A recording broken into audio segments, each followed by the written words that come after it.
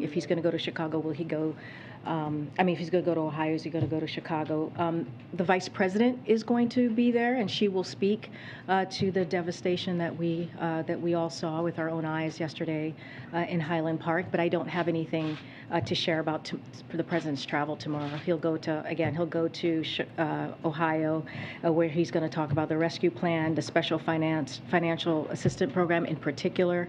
This program will provide financial relief to millions of workers in multi-employer plans who face significant cuts to their pensions through no fault of their own. But again, nothing to share about him going to Chicago at this time.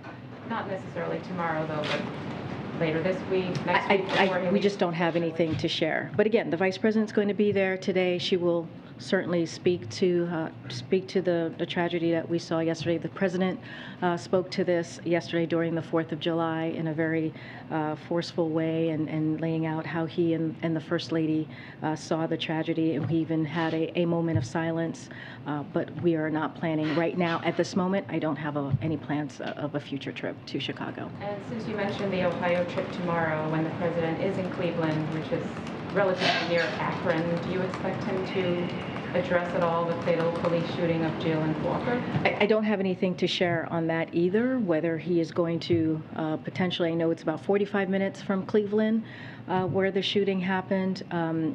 We just are right now, we're going to be focusing on the trip that we have planned, which is to talk about the American Rescue Plan and how to help the American public. And then one final question. Can you talk about the status of the letter that Brittney Griner sent to the president? Has he been briefed on it? Has he even read it? Griner's wife was on television this morning. She really wants to hear from the president. Will he reach out to her in any fashion? So I can say that the president did read the letter. I was there when he read the letter. This is something, Brittney Griner being held in Moscow, we believe the Federation is she's being wrongfully detained in Moscow at this time. This is an issue that is a priority for this president. As you have heard us say before, he believes that any U.S. national that is held abroad or detained or held hostage abroad, we need to bring back safely, and we are going to use every tool that we possibly can to make that happen. Again, this is a priority for the president. I do want to share that on Saturday, Mrs. Griner spoke with National Security Advisor Jake Sullivan. That is their second call in the past about 10 days that they have spoken. Secretary Blinken also spoke with Mrs. Griner as well recently. I don't have anything else to read out as far as a potential call or meeting with her family, but clearly we believe she is wrongfully detained. We believe she needs to come home. She should be home, as well as Paul Whelan as well, who's being held, and any other U.S. nationals who is being wrongfully detained abroad. Thank you. Okay. Hi, Karine. Just to follow up on that, Griner's coach said if this was LeBron, she would be home, right? It's a statement about the value of women. It's a statement about a black person, a statement about the value of a gay person. All of those things we know is true. Do you see this as a double standard? This is a president who has put all of the things that you just laid out, the LGBTQ community, women, people of color. He has fought for those communities throughout his career, and you have seen that in policies that he has put forward. Again, this is a priority for this president. He's doing everything that he can.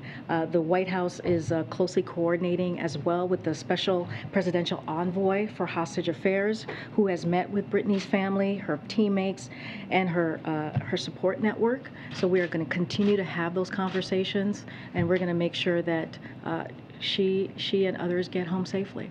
And just to follow up, since this is a priority for the president, I mean, she's been detained for months now. Her wife told CBS this morning that she still has not heard from Biden, and honestly, it's very disheartening. I know it's a priority, but why has it taken this long, and why has it taken a letter from Griner in jail to reach the president to make this a priority? Look, this has been on top of mind of the president. Like, I was there when he read the letter, and he takes this to heart. He takes this job very seriously, especially when it comes to bringing home U.S. nationals who are wrongfully detained. And you saw the work that his administration did to bring home Trevor Reed.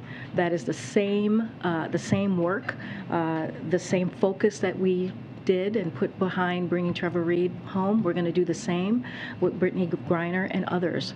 So again, this is a priority. We're going to make this happen. We have been in constant communications.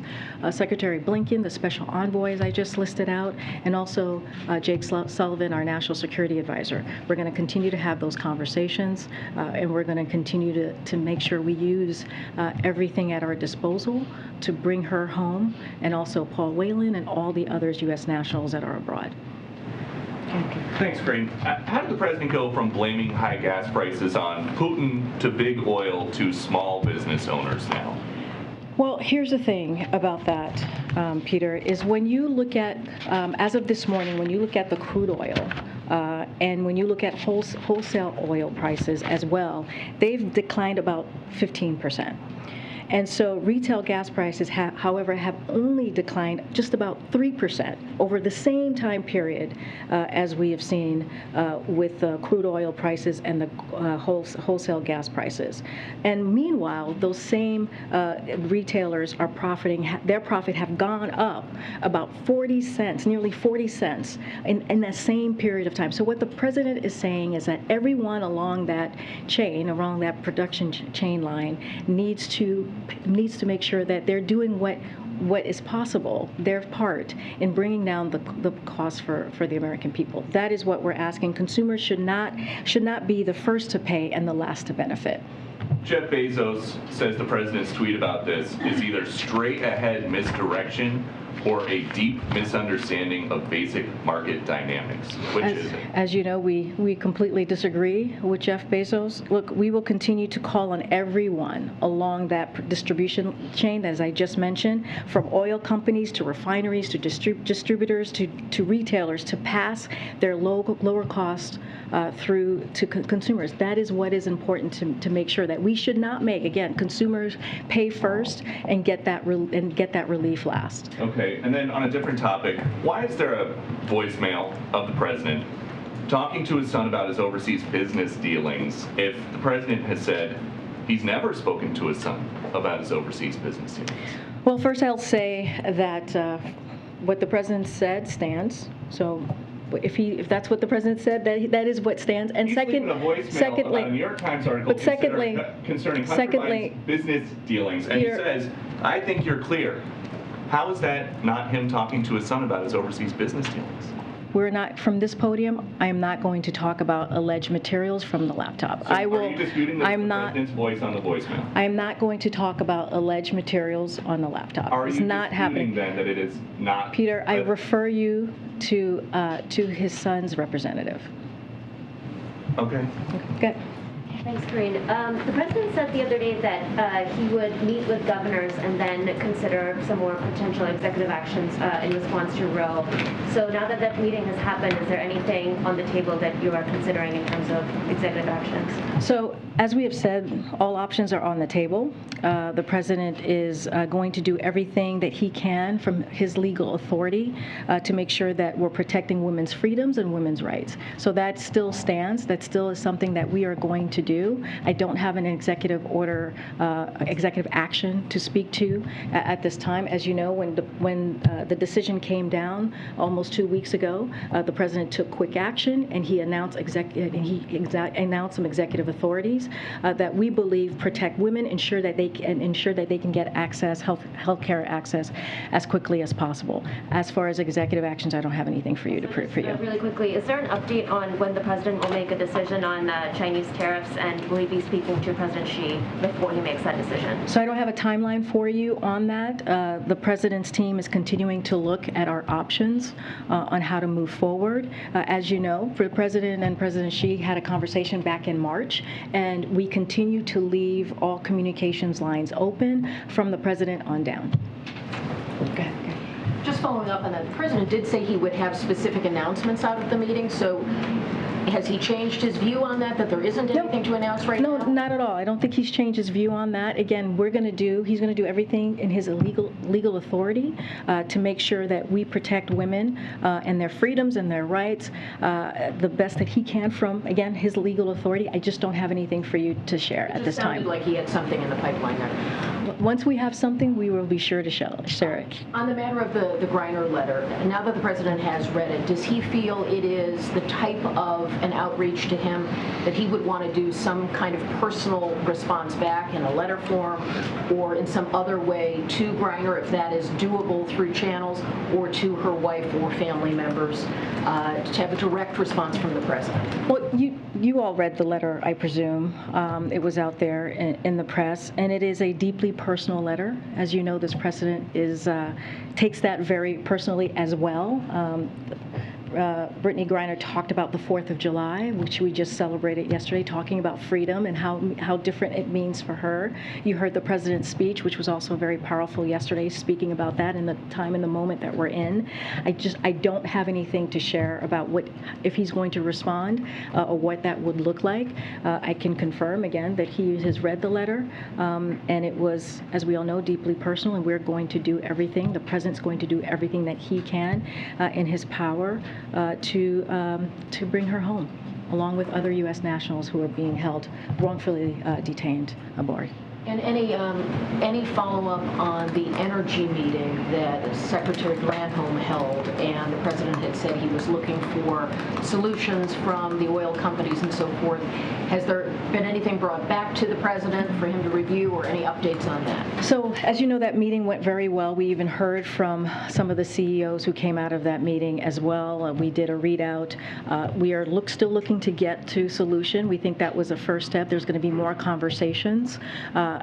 We just don't have more to share on the next steps, specific next steps, and what has been presented to the president. But clearly, we're looking for solutions. We want to get that capacity up. We want to make sure that refineries are increasing their capacity so that we can get gasoline out there, we can get diesel out there, so that the cost for the American people come on down. And so that's what we're going to continue to work on. Go ahead. Thanks, Karine. On the China tariffs again, AFL-CIO and other labor unions have urged the president not to ease these tariffs. The president's going to Ohio tomorrow. The Democratic Senate candidate Tim Ryan has also said this would be a major mistake to ease those tariffs. So how is the president weighing those concerns among labor unions and some Rust Belt Democrats against other people who are saying these tariffs should be lifted? So look, again, I don't have anything to preview or announce at this time. Look, there are a lot of different elements to this, especially since the previous administration imposed these tariffs in such a haphazard way, in a non-strategic way. So we want to make sure that we have the right approach. And again, his team is figuring it out, and they're talking through this. And once we figure out the right approach, this is about what is right for the American public, for the American people, we will have an announcement, and we will let you all know. And on the stalled China competition bill, any calls to Capitol Hill to read out on that? What's the White House's strategy to try to get that across the finish line? Well, as you know, it's something we believe is incredibly important to the American people, to getting that competition bill done. We are going to continue to have those conversations on the Hill. As you know, we don't read out any personal conversations, but we're going to continue to do the work with folks on the Hill to get this done. Karine, thanks. A couple questions. Overall, there was a published report today that say overall frustration among Democrats with President Biden. Is this administration concerned about that criticism from Democrats? And it also says that the president is incapable of the urgency needed because of Roe v. Wade being overturned. Any response from the administration to those published reports? So when you say Democrats, you mean elected officials or elected Democratic officials? Okay. Overall frustration with the Biden administration. So here's the thing I've heard of this. The president has shown, if you look at the different issues that have come up most recently, in particular, let's start with gun violence. The president showed urgency. He showed fury. He showed frustration. He spoke to that issue at every time that he could, whether he was at Uvalde or Buffalo or did a primetime address, and we were able to get a first step, still a lot more to do, a bipartisan gun reform piece of legislation, which is something that we have not seen in 30 years. A lot of that is because of his leadership. Same thing that he was able to do 30 years ago when we saw the assault weapons ban. So that he showed urgency there, and we were able to deliver in a bipartisan way. When it comes to Roe v. Wade, within hours of the announcement of the decision that we heard from SCOTUS, he put forth executive authorities that went into effect with the medication that's approved medication from FDA, and also making sure that calling on DOJ to protect women who are crossing the lines because they have to make decision on their health. And those are things that actually matter. There's more work to do. He's going to look at everything that he can do on the legal authority. But here's the thing, when it comes to Roe, when it comes to a precedent that's been around for nearly 50 years, what needs to happen is Congress needs to act. We have to codify Roe. We have to make sure that it is the law of the land, and that's what he's going to keep speaking to. With the criticism of the president, is this administration concerned about how the Democrats will perform in the midterm elections? Well, as you know, I can't talk about the midterms from here.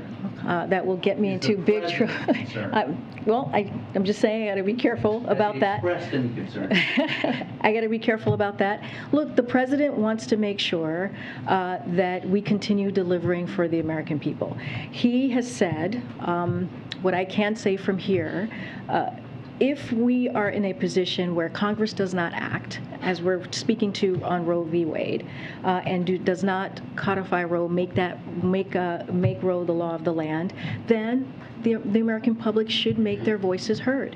They should make their voices heard at the ballot box. And that is something that he's going to call on. That is going to be something that he's going to speak on very loudly and very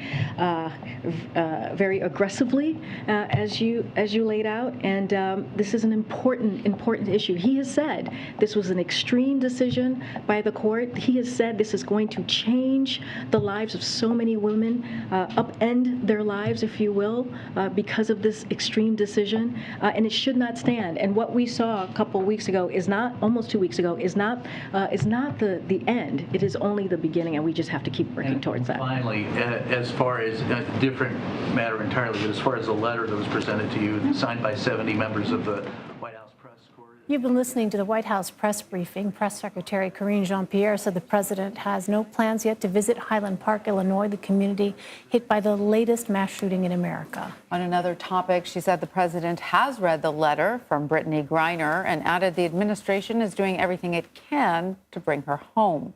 We're going to take a quick break now, but we've got a lot more news on the other side, so stay with us. You're streaming CBS News.